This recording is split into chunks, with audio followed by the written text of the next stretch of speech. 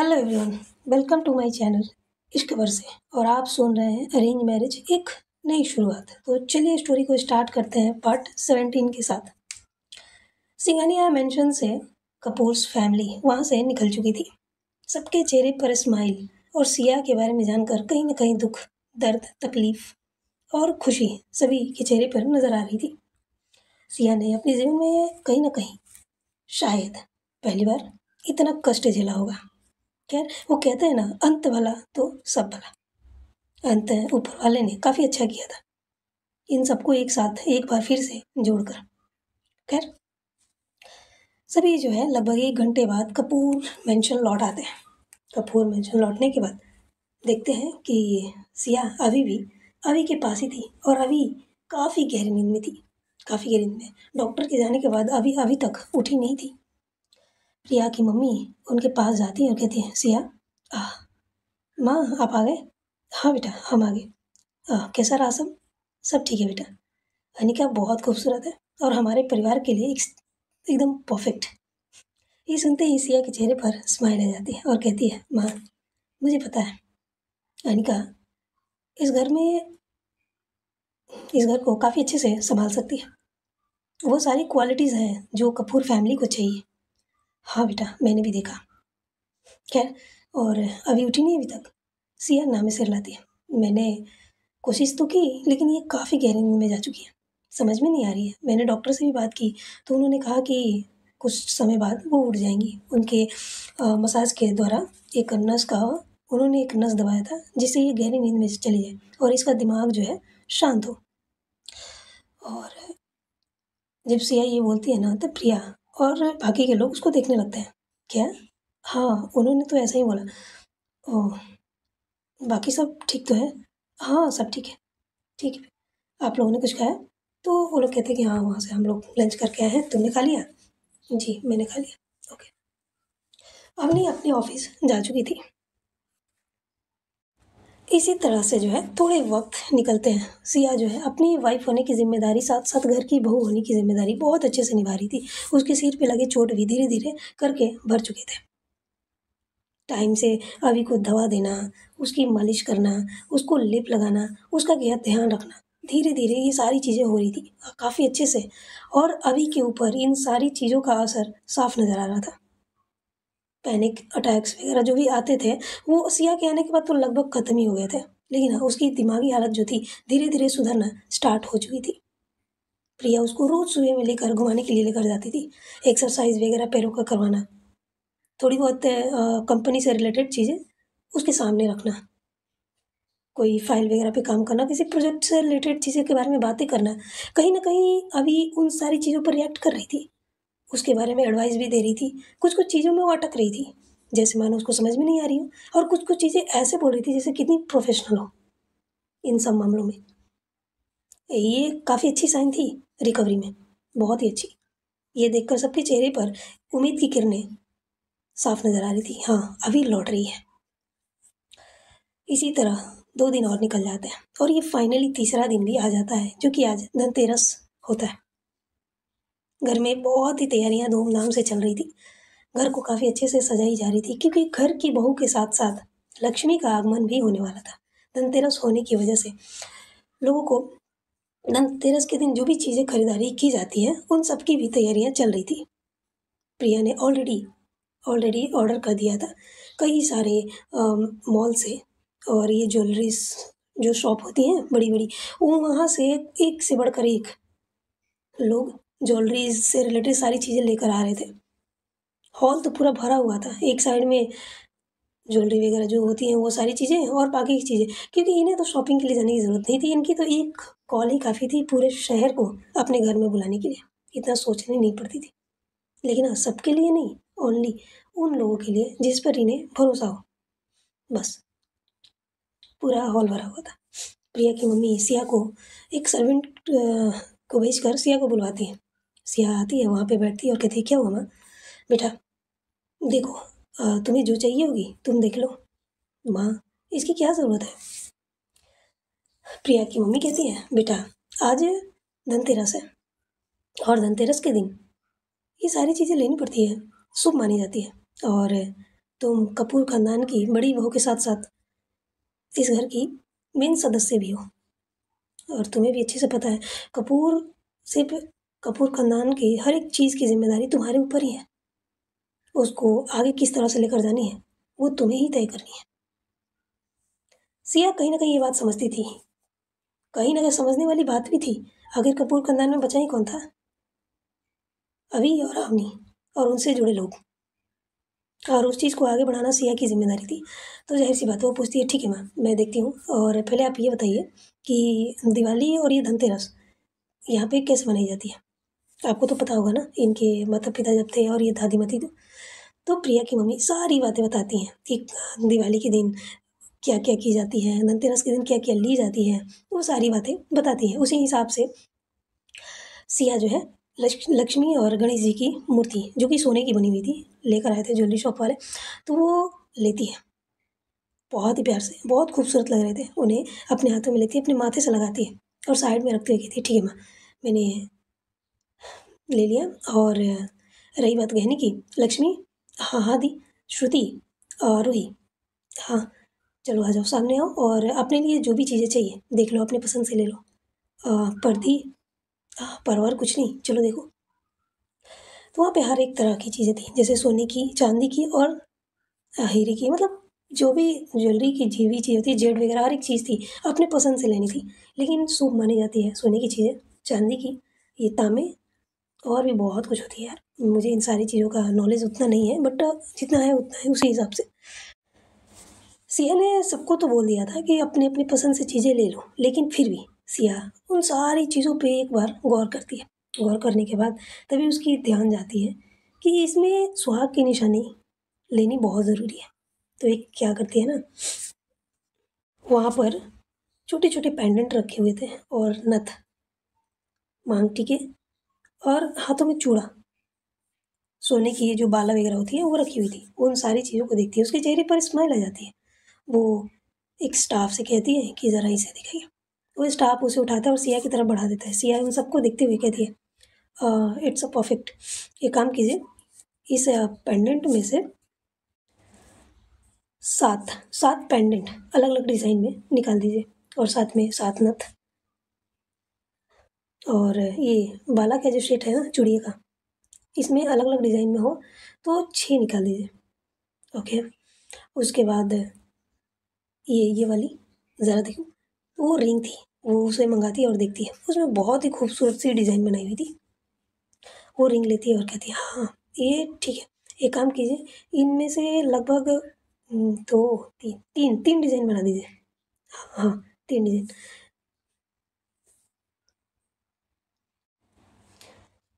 अच्छा ये सारी चीज़ें शाम तक मिल जाएगी? तो वो शॉप वाला जो था वो कहता है, यस मैम, आप चिंता मत कीजिए, ये शाम तक आपके घर पहुंच जाएंगी, ठीक है। और घर के सर्वेंट के लिए भी काफ़ी सारी चीज़ें उसमें से खरीदी जाती है, चांदी के सिक्के, सोने के बिस्किट्स, बहुत सारी चीज़ें थी। और इनके लिए थी सब नॉर्मल थी, धनतेरस होने के नाते ये सारी चीज़ें खरीदना कोई बड़ी बात नहीं थी। ये सारी चीज़ें ली जाती है, और लेने के बाद और भी कपड़े वगैरह जो आए हुए थे उसमें भी देखी जाती है। जब शॉपिंग हो जाती है, उन सबको भेज दी जाती है, तब जाकर सिया कहती है, अवनी अवनी कहाँ है? अवनी अवनी तू वहाँ पे थी ही नहीं। लक्ष्मी कहती है, वो अभी कमरे में सो रही है। सो रही है? ये लड़की भी ना। वो उठती है और उठकर अवनी के कमरे की तरफ चली जाती है। जब वो अवनी के कमरे में जाती है तो देखती है कि अवनी बड़े ही आराम से अपने पिलो को अपनी बाहों में भरे हुए सुकून की नींद ले रही थी। ये देखकर सिया के चेहरे पर स्माइल आ जाती है। वो जाती है, जाकर उसके बगल में बैठती है और उसके सिर को सहलाते हुए कहती है, अवनी अवनी बच्चा उठ जाओ। अवनी अवनी जी के कानों में जब अपनी भाभी माँ की आवाज़ आती है, उसके चेहरे पे बहुत प्यारी स्माइल आ जाती है। वो सिया के हाथों पर अपना हाथ रखती है और उसके हाथों को लेकर अपने चेहरे पे रखते हुए कहती है, भाभी माँ गुड मॉर्निंग, गुड मॉर्निंग बच्चा उठ जाओ। हाँ भाभी माँ, वैसे भी आज ऑफिस बंद है और सोने दीजिए ना थोड़ी देर। सिया कहती है, हाँ सो लेना, जानी है ना अपने ससुराल अपनी वाइफ को लेने। ये सुनते ही अवनी की आंखें झटके से खुल जाती हैं और वो झटके से उठकर बैठ भी जाती है और कहती है कि क्या बोल रहे हो आप? क्या बोल रही हूँ मैं? सच ही बोल रही हूँ ना, अनिका को लेने जानी है ना? भाभी, मुझे क्यों जानी? आप किसी और को भेज दो ना। हाँ, किसी और को भेज दो। क्यों? तुम्हारी वाइफ है, तुमने शादी की है, तुम्हारी जिम्मेदारी है, जाओ जाकर लेकर आओ। पर भाभी, भाभी मैं आपको पता है ना, मैंने क्या किया? ये बोलते हुए अपनी नजरें जो है झुका लेती है। सिया उसके चेहरे को ऊपर उठाती है और कहती है, अवनी कपूर हो तुम? अवनी कपूर, तुमने जो किया, तुम्हें उस गलती का अगर एहसास है तो अच्छी बात है, अपनी गलती को सुधारो और अपने रिश्ते को इतनी मजबूत बनाओ कि कोई और उसे कभी तोड़ ना पाए। और रही बात नज़रें झुकाने की, तो याद रहे ये नज़रें सिर्फ और सिर्फ अपनों के सामने ही झुकनी चाहिए, किसी और के सामने नहीं। कपूर खानदान के लोग किसी भी बाहरी के सामने नज़रें नहीं झुकाते। मुझे ज़रा भी पसंद नहीं है कि मेरा बच्चा नज़रें झुकाकर किसी से भी बात करे।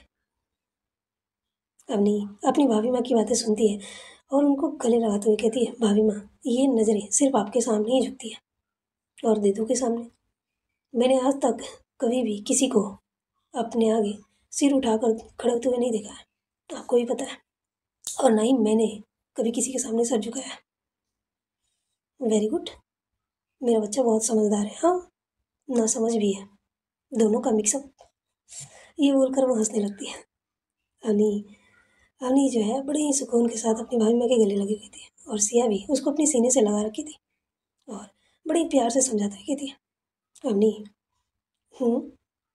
बच्चा, अनिका बहुत अच्छी लड़की है, वो आगे चलकर एक अच्छा लाइफ पार्टनर बन सकती है। तुमने जो किया कहीं ना कहीं गलत तो है, मैं इस बात को मानती भी हूँ। अगर अनिका ने इस रिश्ते को एक मौका ना दिया होता और ना देने की बात की होती तो मैं इस चीज़ को हैंडल नहीं कर पाती।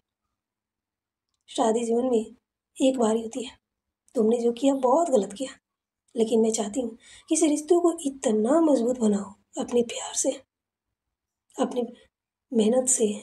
हर एक चीज़ करो जो तुम कर पाओगी इस रिश्ते को मजबूत बनाने के लिए और गहराई तक जाओ। मैं इसे अलग होते हुए या टूटते हुए नहीं देखना चाहती। अनी अपनी भाभी माँ को और जो है टाइट हग करते हुए कहती है, भाभी माँ, आप चिंता मत कीजिए, आपकी बहन, आपकी देवरानी ऑलरेडी बन चुकी है और इस घर की बहू मैं बहुत जल्द बना दूंगी। ये बोलकर वो स्माइल करने लगती है। सिया उसकी स्माइल को देखती है और कहती है, वैसे मुझे ऐसा क्यों लग रहा है जैसे तुमने जो किया ये गुस्से में नहीं बल्कि सोची समझी साजिश लग रही है। ये सुनते ही अवनी अवनी की आंखें बड़ी हो जाती है और वो सिया से अलग हो जाती है, अपनी नज़रें घुमा लेती है। सिया कहती है, हाँ हाँ, नजरे, मेरी तरफ देखो और सच सच बताओ, क्या तुम अवनी से फोर्सफुली शादी सिर्फ गुस्से और नाराजगी की वजह से की थी या बात कुछ और है? अवनी अवनी जो है अपनी नज़रें झुकाए बैठी हुई थी, वो कुछ बोल ही नहीं पा रही थी। ये देखकर सिया सिया जो है उसको अपनी तरफ घुमाती है, उसके हाथों को अपने हाथों में लेते हुए कहती है, बच्चा, मैं तुम्हारी खुशी चाहती हूँ। मैं नहीं चाहती कि तुम ऐसे रिश्ते में रहो जिसमें प्यार ना हो। सिर्फ रिश्ते निभाने की बात है तो ये करने की ज़रूरत नहीं है। अवनी जब ये सुनती है तो अपनी नज़रें उठाकर अपनी भाभी माँ को देखती है और कहती है, भाभी माँ, आप मुझे बहुत अच्छे से जानते हो। मैं भाभी माँ आपको यूं ही नहीं बोलती, वो फीलिंग्स वो अंदर से आती है और कहीं ना कहीं आप भी मुझे बहुत अच्छे से समझते हो और मैं भी। हाँ भाभी माँ, बात ये है कि अ, मैं ना वो मैं वो बोल नहीं पा रही थी। सिया कहती है, क्या हुआ, नहीं बतानी है? कोई बात नहीं, रहने दो। वो उठने ही वाली होती है वहाँ से, ये कहकर कि जाओ जाकर फ्रेश हो लो। तभी अवनी जो है सिया का हाथ पकड़ लेती है और उसको अपने पास बैठाते हुए कहती है, नहीं भाभी माँ, आपके आगे तो मैं अपनी दुनिया खोल कर रख सकती हूँ, ये कोई बड़ी बात नहीं है। मेरे लिए इस घर में ही नहीं, इस दुनिया में सबसे ज़्यादा इम्पोर्टेंट आप और दीदी हो, उसके बाद ही कोई और है। भाभी माँ वो बात ये है कि मैं मैं ना मैं भाभी माँ वो मैं भाभी माँ मैं मिस सिंघानिया को पसंद करती हूँ। जब ये बोलती है तो सिया को एक होता नहीं है कि झटका सा लगना, जस्ट वैसे ही उसकी आंखें बड़ी हो जाती है और कहती क्या, लेकिन तुम तो बोला था कि नफरत। नहीं भाभी माँ, एक्चुअली बात ये है कि 3 महीने पहले मैं एक बिजनेस के सिलसिले में लंदन जा रही थी और रावी दी एक सेमिनार के लिए जा रही थी, मेडिकल सेमिनार। हम दोनों साथ में ही थे और लंदन जाने के बाद दी तो अपने सेमिनार में बिजी हो गई थी और मुझे एक कॉलेज से इनविटेशन मिली थी। वहाँ पे वहाँ पर बुलाया गया था। तो वहाँ पे जाकर मुझे कुछ मतलब स्टूडेंट के साथ थोड़ी सी वक्त बितानी थी, आई मीन उनको मोटिवेशन सिया हमें सिलाती है। और अवनी आगे बताती है, आपको पता है कि इस घर से बाहर निकलने के बाद और अपने ऑफिस से बाहर निकलने के बाद मैं हमेशा मास्क में रहती हूँ और मुझे कोई जानता तक नहीं है कि मैं कौन हूँ। हाँ, तो तो ये कि मैं जब कॉलेज में गई थी ना, तो मैं मास्क में, और मुझे पहचानना लोगों के लिए नामुमकिन था, लेकिन मैं तो पहचान सकती थी। मैं जब कॉलेज में गई और प्रिंसिपल ऑफिस जा ही रही थी तो वहाँ से कुछ लड़कियाँ आ रही थी। मैं फ़ोन पे बातें करते हुए जा रही थी और अचानक किसी लड़की से टकरा गई थी। और वो बोलकर चुप हो जाती है। एक्चुअल में ये हुआ था कि जब वो अवनी जब वो लंदन गई थी और वहाँ के लोगों को पता चली थी, वहाँ के जो ट्रस्टी थे कॉलेज के, लंदन के टॉप कॉलेज के, तो उन्हें जब पता चली थी कि स्वयं खुद इंडिया से मिस कपूर आई हुई हैं, तो उन्हें इनविटेशन भेजी गई ताकि उनके कॉलेज के स्टूडेंट को थोड़ी सी मोटिवेशन के लिए उनको कुछ शब्द, कुछ वर्ड वो बोल सके। कई बार ट्राई करने के बाद फाइनली अवनी ने हाँ बोल दिया था और वो उस कॉलेज में गई हुई थी और अनिका से टकराई थी। अनिका गिरती उससे पहले ही उसने उसका हाथ को पकड़कर थाम लिया था, लेकिन उसका मोबाइल जो है गिरकर टूट चुका था क्योंकि वो फ़ोन पे बातें करते हुए आगे बढ़ रही थी और अनिका उससे टकरा गई थी।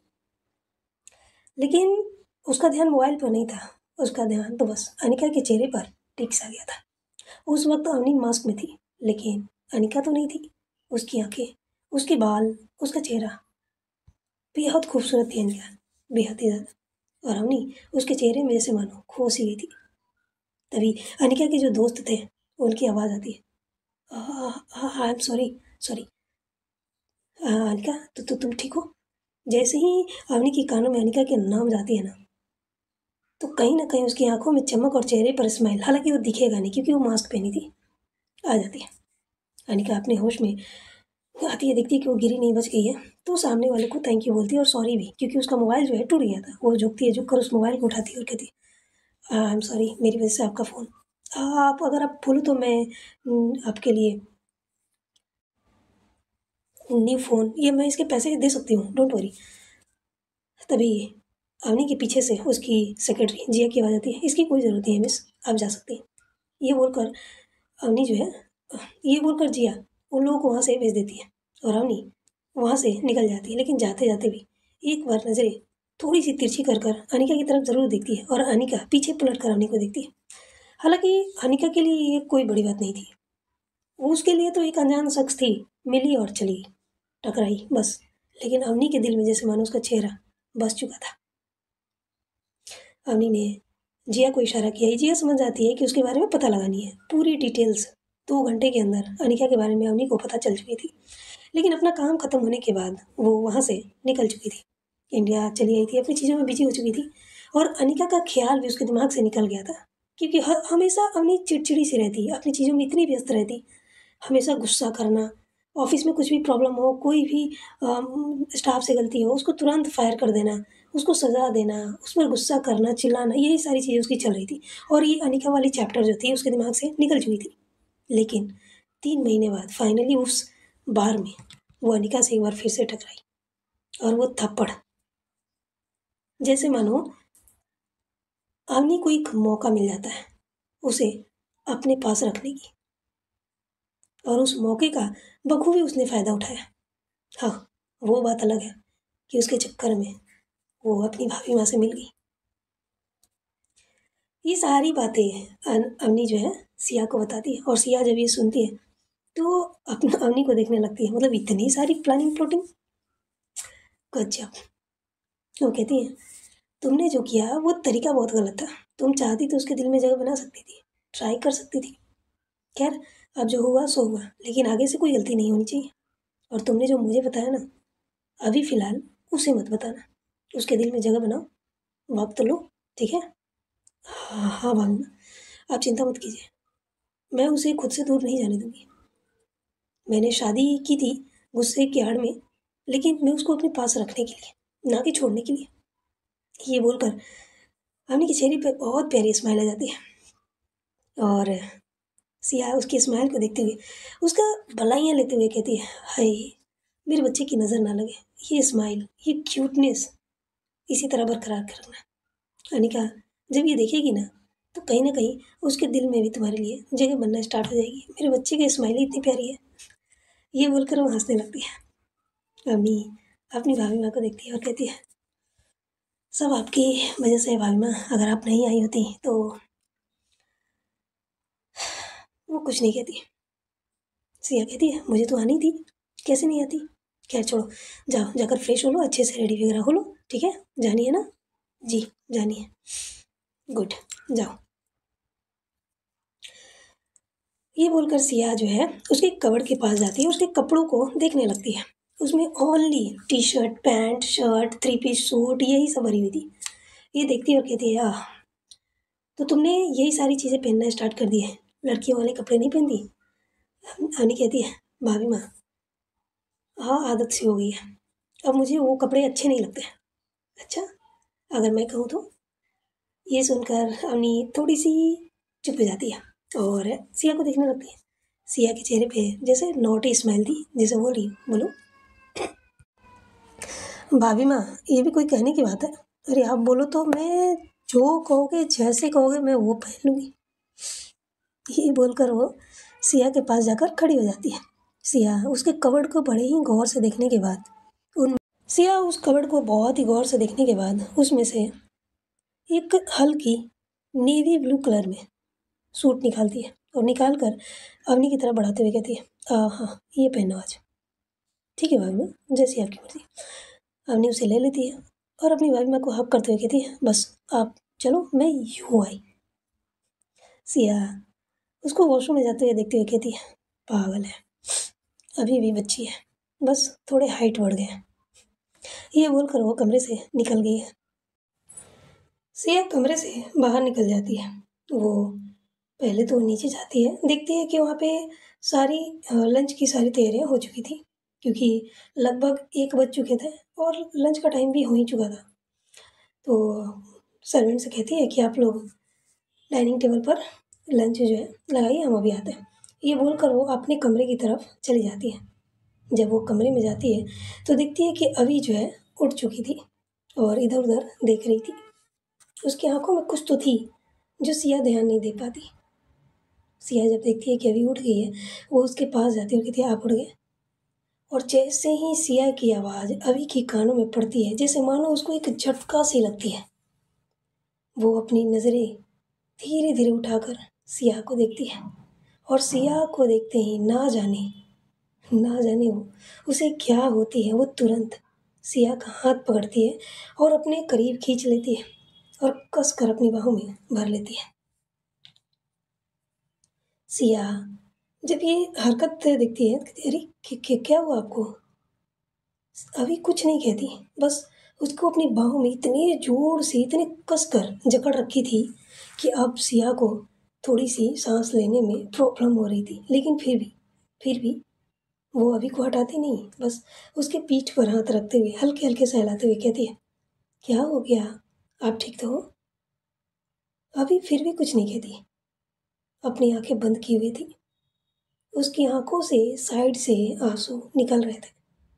लेकिन फिर भी वो कुछ कहती नहीं, बस सिया को अपनी बाहों में भरे हुई थी, जैसे मानो उसे महसूस कर रही थी, फील कर रही थी कि हाँ मेरी सिया है, मेरे पास ही है, उसे कुछ हुआ नहीं है, मेरी सिया मेरे पास है, शायद यही फील कर रही थी। सिया जब उससे थोड़ी दूर होने लगती है तो अभी कहती सिया थोड़ी देर। सिया जब उसकी आवाज़ उसके कानों में जाती है ना तो सिया जैसे मानो थम सी जाती है, क्योंकि आज की आवाज़ में डिफरेंट साफ नज़र आ रही थी। अभी की आवाज़ आज बहुत अलग थी, बहुत, हर दिन से अलग। लेकिन सिया उस हद तक नहीं सोच पाती इस बारे में जिस हद तक उसे सोचना चाहिए था। अगर सोचती तो शायद उसे पता चल जाती कि अभी में काफ़ी हद तक चीज़ें बदल चुकी हैं। खैर, वो तो वक्त बताएगी। अभी सिया को अपनी बाहों में काफ़ी देर तक भरे रहती है और सिया भी इस बार हटने की कोशिश नहीं करती और अभी ने भी अपनी हल्की सी पकड़ ढीली कर चुकी थी। काफ़ी अच्छे से सिया को अपनी बाहों में भर रखा था। इसी तरह करीबन 5 मिनट निकल जाते हैं। जब अभी सिया को नहीं छोड़ती है तब जाकर सिया कहती है "अ, चलिए नीचे चलनी है, लंच का टाइम हो गया है और अम्मी को भी जानी है।" ये सुनकर अभी थोड़ी सी अपनी आंखें खोलती है, लेकिन आंखें खोलने से पहले अपने आंसू ज़रूर पोंछ लेती है, क्योंकि सिया की जो अभी नहीं देख पाती, सिया का जो सिर था अभी के शोल्डर पर था, तो सिया नहीं देख पाती है कि अभी रो रही है, शायद पहली बार, या फिर अपने माता पिता के मरने के बाद अभी अब रो रही है। नहीं नहीं नहीं, मनाली में जब सिया का एक्सीडेंट हुआ था उस वक्त अभी रोई थी, थोड़ी सी आंसू उस वक्त भी आए थे, लेकिन फिर इस वक्त ये हम कह सकते हैं कि शायद 3 या 4 बार ही अभी की आंखों से आंसू निकले हुए थे। वो अपने आंसू को पोंछ लेती है। सिया जब अपना सिर आगे करती है और अभी को देखती है, अभी अपनी नज़रें झुका ली थी। सिया कहती है आप फ्रेश हो लीजिए फिर हम चलते हैं। सिया कहती है कि अवनी को जानी है। अभी कहती है कहाँ जानी है। सिया कहती है अरे आप भूल गए, अवनी को जानी है ना अपनी पार्टनर को, अपनी वाइफ को लेने, आज धनतेरस है। अवनी अभी ये बात सुनकर अपनी नज़रें उठाकर सिया को देखती है। सिया की आंखों में वो खुशी साफ नजर आ रही थी। अभी कहती है ठीक है। सिया उसके हाथ को पकड़ती है और बड़े ही आराम से सपोर्ट देते हुए उसको ज़मीन पर खड़ा करती है। अभी अब धीरे धीरे खड़ी होने लगी थी। काफ़ी हद तक दवाइयों ने असर किया था, लेकिन अब प्रॉपर तरीके से नहीं। लेकिन अब हल्की फुल्की अपना चलना स्टार्ट कर दिया था उसने। सिया की सपोर्ट से वो वॉशरूम जाती है, फ्रेश वगैरह सिया उसको करवाती है। करवाने के बाद उसके कपड़े चेंज करती है। उसके बाद जो है वो दोनों हॉल में नीचे आते हैं। नीचे आते हैं तो देखते हैं उसकी पूरी फैमिली हॉल में उनका इंतज़ार कर रही थी। अवनी अवनी भी रेडी होकर वहाँ पर आकर बैठ चुकी थी। अवनी बेहद खूबसूरत लग रही थी। उससे नेवी ब्लू कलर के जो 3 पीस सूट उसने पहन रखे थे, जैसे मानो उसकी बॉडी पर काफ़ी अच्छी जच रही थी, बहुत खूबसूरत। और बाकी सब लोग भी जाते हैं, जाकर डाइनिंग टेबल पर बैठ जाते हैं। सिया अभी को लेकर जाती है और हेड चेयर पर बैठा देती है। और उसके बाद जो है सभी साथ में लंच कर रहे होते हैं कि तभी सिया कहती है कौन कौन जा रहा है उन्हीं के साथ। तो सभी जो है थोड़े से चौंक जाते हैं और अपना सिर उठाकर सिया को देखने लगते हैं। अमित कहता है भाभी मुझे जानी है, कुछ ज़रूरी काम है। अच्छा, धनतेरस के दिन भी ज़रूरी काम है। अमित कहता है भाभी आपको पता है ना हम आर्मी वाले हैं, क्या धनतेरस और क्या दिवाली, हमारे लिए सब एक बराबर है, ज़रूरत पड़े तो हमें जानी पड़ती है। सिया कहती है ठीक है। और अभय कहता है भाभी मैं छुट्टी पर हूँ, आप बोलोगे तो मैं चला जाऊँगा। बहुत बढ़िया, अच्छी बात है। एक काम करो, तुम रूही और श्रुति, हाँ हाँ दी, बच्चा तुम भी चले जाओ। जी दी, जैसा आपको। लक्ष्मी, तो लक्ष्मी कहती है नहीं दी मैं नहीं जाऊँगी, अब रूही जा रही है तो बच्चे भी देखनी है और साथ में अनिका आएगी तो उसकी स्वागत की तैयारी भी तो करनी है ना, तो मैं आपके साथ ही रहूँगी। तो सिया कुछ नहीं कहती, ठीक है फिर। तो तय होती है कि अवनी, रूही, श्रुति और अभय ये चारों जाने वाले थे। सिया सर्वेंट की तरफ देखती है तो सर्वेंट किचन से बहुत सारी चीज़ें लेकर आता है। काफ़ी सारे पैकेट्स वगैरह थे, बहुत सारी मिठाइयाँ वगैरह थी और ले जाकर गाड़ी में रखने का इशारा की जाती है। अवनी कहती है ये इतनी सारी चीज़ें? तो सिया कहती है क्यों, खाली हाथ जाने वाली हो क्या? भाभी मुझे कैसे पता? ससुराल जा रही हो पहली बार अपनी वाइफ को लेने, तो खाली हाथ तो नहीं जा सकते ना। ची ची ची भाभी, भाभी माँ। रावी कहाँ है? तो लक्ष्मी बताती है उसे कुछ इम्पोर्टेंट सर्जरी आ गई थी तो वो चली गई। ओके ठीक है। सभी लंच करने के बाद हॉल में आते हैं। अवनी आगे बढ़कर अपनी बड़ी बहन का पैर छू लेती है और कहती है दीदू आप ठीक हो? अभी अपनी बहन को देख रही थी और बड़ी प्यार से देख रही थी। उसकी बहन इतनी बड़ी हो गई, पता ही नहीं चला कब। ऑफिस संभालना, घर, अब शादी। उसके सिर पे हाथ रखती है और कहती है हमेशा खुश रहो। ये होते ही अवनी चौंक जाती है और अभी की तरफ देखने लगती है और अभी उसको देख रही थी। तीतू जाओ। जी जी दीदू, आप ठीक हो ना? मैं ठीक हूँ। आज अभी का जो रवैया था ना वो काफ़ी हद तक अलग था। बहुत लोग नोटिस तो कर रहे थे लेकिन उसका चेहरे का जो रिएक्शन था वो समझ में नहीं आ रही थी किसी को भी। पहले जैसे ही लग रही थी लेकिन हाव भाव, उसके बोलने के तरीके, देखने के तरीके वो चेंज हो चुके थे। ये कैसी चेंजेस थी वो तो वक्त बताएगी। सबका जो है अवनी आशीर्वाद लेने के बाद वो घर से निकल जाती है। उनके साथ ये तीनों भी जाते हैं, कार में बैठते हैं और इनके साथ 4-5 गाड़ी और बॉडीगार्ड्स के निकल जाते हैं।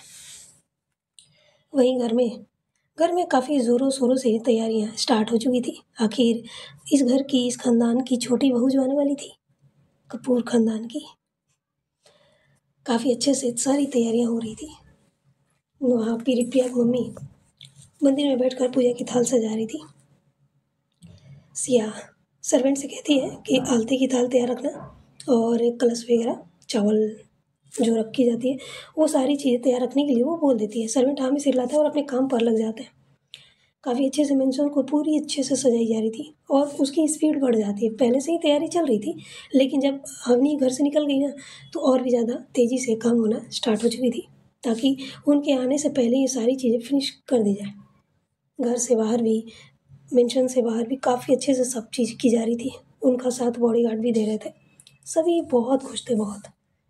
एक तो दिवाली की खुशी थी स्वालक, इस घर में नए शख्स की एंट्री होने वाली थी स्वालक।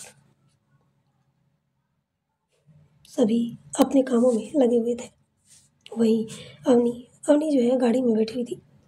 उसकी आंखों के सामने कई सारी तस्वीरें आकर गुजर रही थी। लंदन में जब वो पहली बार अनिका को देखी थी, अनिका से मिली थी, उससे टकराना, उसकी उसको अपनी बाहों में भरना, आई मीन कमर पे हाथ रखकर, वो सारी चीज़ें उसकी आंखों के सामने आ रही थी। उसके चेहरे पे हल्की सी स्माइल थी, हल्की सी।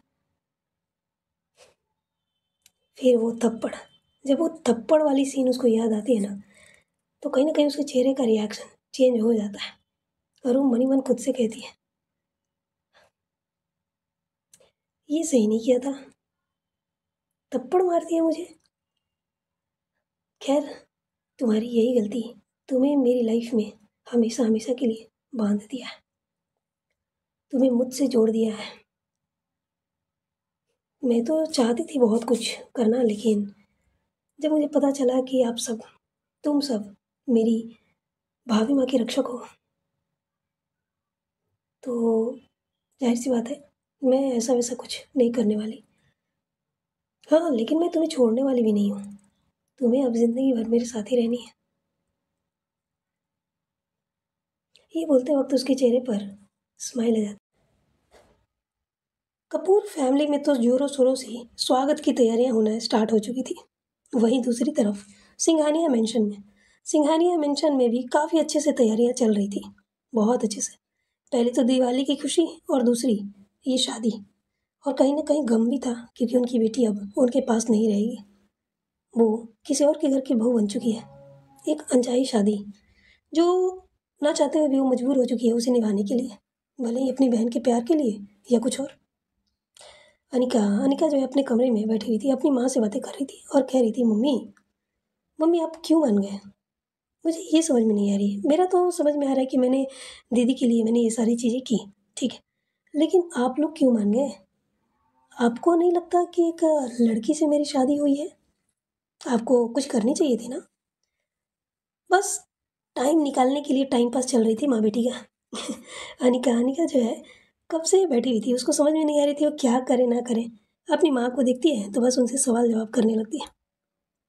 अनिका की माँ कहती है, बेटा वो क्या है ना कि हमने तुम्हें जन्म दिया है और हमें अच्छे से पता है कि मेरी बेटी किस तरह की इंसान है। ये कहने की ज़रूरत तो है नहीं कि तुम्हें लड़कों में नहीं लड़कियों में इंटरेस्ट है। और आज से लगभग 5 साल पहले ही मैंने जान लिया था।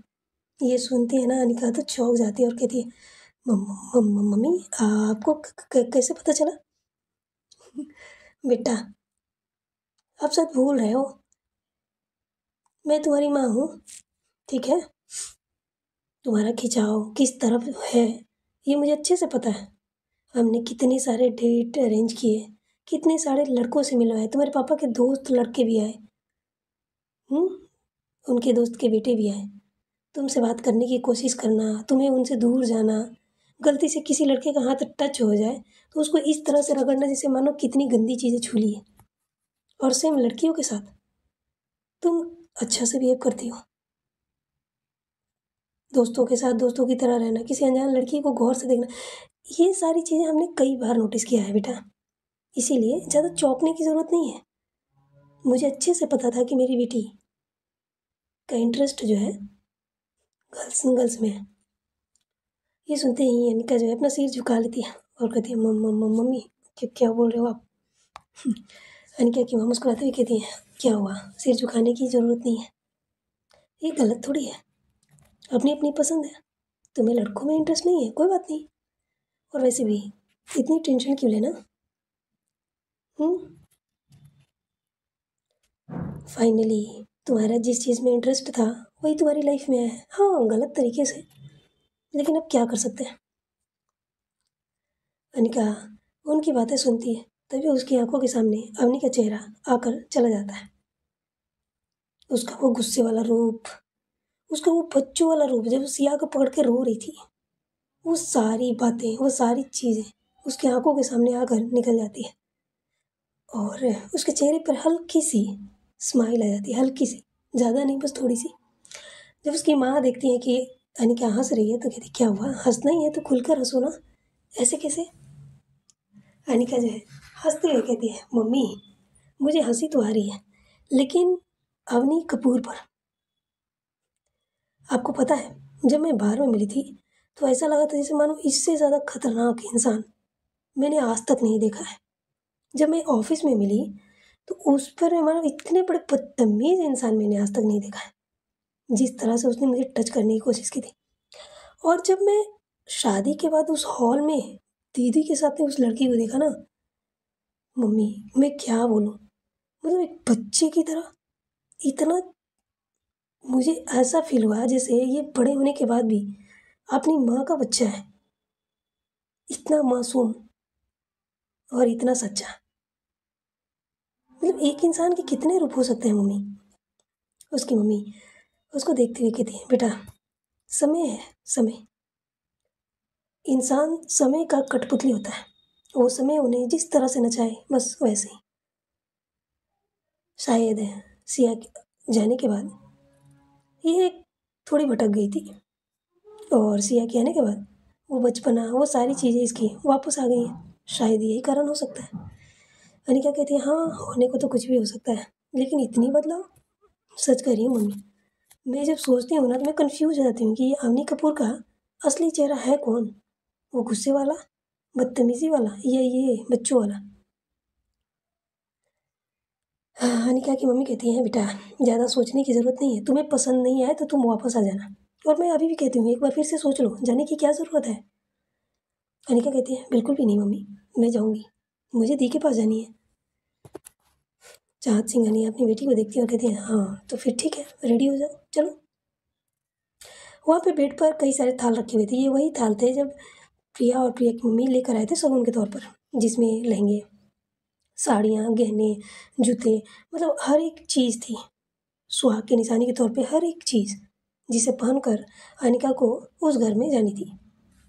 वहाँ पे रखे चीज़ों को देखती है और देखते हुए मम्मी से कहती है, मम्मी अब ये सारी चीज़ें पहननी पड़ेगी। चाहत सिंह कहती है, हाँ बेटा यही पहननी पड़ेगी, चलो अब रेडी हो जाओ। याद है ना सिया ने क्या बोला था? हाँ मम्मी मुझे अच्छे से याद है, चलिए। फिर उसके बाद जो है एक पार्लर से लोगों को बुलाई गई थी, तो वो लोग आते हैं और आकर अनिका को रेडी करना स्टार्ट कर देते हैं। अब तक लगभग 3 बजने वाले थे और इधर में अनिका जो है काफ़ी अच्छे से रेडी होना स्टार्ट हो चुकी थी और सारी तैयारियाँ चल रही थी घर में। खाने पीने की सारी चीज़ों का अरेंजमेंट की जा रही थी, घर को काफ़ी अच्छे से सजाई गई थी, बाहर रेड कारपेट वगैरह बिछाई जा रही थी, मतलब स्वागत की बहुत ही अच्छे से तैयारियाँ की जा रही थी। राज सिंघानिया भी उन सारी चीज़ों में बिजी हो चुके थे। सो गाइस, कैसा लगा आपको आज का एपिसोड? फाइनली वो वक्त आ गया है जो हमारे न्यू कपल्स का एक साथ आमना सामना होने वाला है। सेकेंड टाइम नहीं कह सकते, शायद थर्ड या फोर्थ टाइम, लेकिन हाँ ऑफिशियली शादी के बाद ये फर्स्ट टाइम होगा जब वो एक दूसरे के आमने सामने आएंगे। हाँ अच्छा, तो माहौल तो अच्छा तो नहीं होगा, लेकिन फिर भी देखते हैं कैसा माहौल बनता है वहाँ पे। और फाइनली कपूर फैमिली में उनकी छोटी बहू का एंट्री होने वाली है। तो क्या ये एंट्री सच में अवनी की लाइफ में प्यार बन के आएगी या फिर जेलसी, तूफान, क्या हो सकती है? सब जानेंगे नेक्स्ट एपिसोड में। तो मिलते हैं अगले पार्ट में। और हाँ, स्टोरी पसंद आ रही है तो लाइक कमेंट शेयर करना ना भूलें। और नए व्यूअर्स रिक्वेस्ट है, ऐसे इग्नोर ना मारा करो, सब्सक्राइब कर दिया करो चैनल को। चलिए मिलते हैं अगले पार्ट में।